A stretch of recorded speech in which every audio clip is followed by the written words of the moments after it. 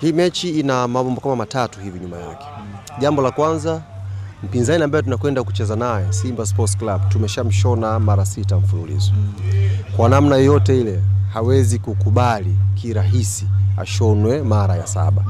Hata ilipofika mara ya 5, mara ya 4 tulikuwa tunafanya kazi, lakini the more namba inazidi kuwa kubwa na yeye pia maandalizi yake anayafanya kwa ukubwa sana. Kwa hiyo mechi inaanzia ugumu hapo. Hawatakubali kirahisi twende kwenye rekodi ya kumfunga mara 7 mfululizo. Lakini namba 2, ukiangalia msimamo, tofauti ya point sasa hivi ni 5 kati yetu sisi na mpinzani ambaye tunakwenda kucheza naye siku ya Jumapili. Hiyo ni factor ya pili. Tukishinda hiyo mechi inshallah tutakuwa na tofauti ya point 8. Ni pointi nyingi sana kwa michezo 11.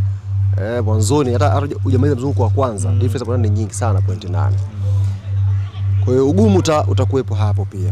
Lakini ya 3, wametoka kuangusha point hawa watu kwenye mchezo uliopita.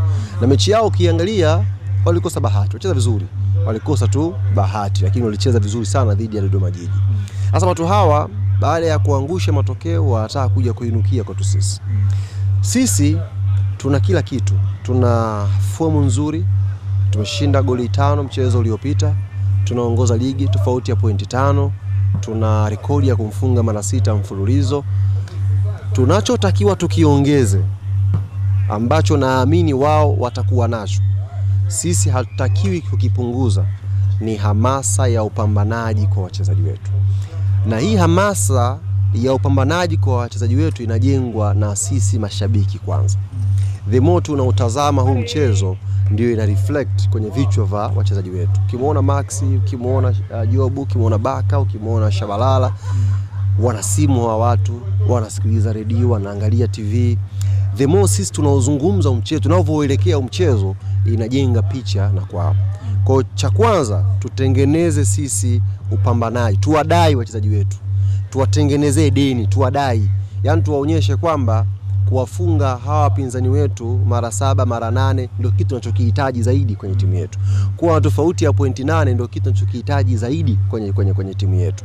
Kuongoza ligi kwa tofauti kubwa ndio kitu ambacho tumewaletea kuja kufanya kwenye klabu yetu. Kwa hiyo wazungu wanasema no mercy. Yaani kusitengezee mazingira kwamba unajua tushawafunga sana. Yaani mwana Yanga ambaye amezaliwa, sio wana Yanga wa wallahi mimi Yanga, hapana.